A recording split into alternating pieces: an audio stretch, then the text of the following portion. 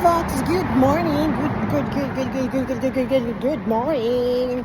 So, ayun, actually, kakapasok ko lang sa work, pero tinulungan ko lang yung co-worker ko para tapusin yung i-prepare lahat ng mga kailangan sa store.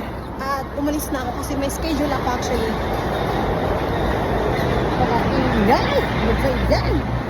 So, ayun, may schedule ako sa hospital again, interview for medical reason.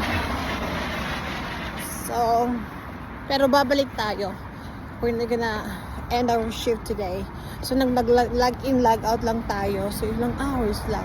7, 8, 9. Mga 3 hours lang, day. Tapos babalik tayo after 11 or before 11. Babalik tayo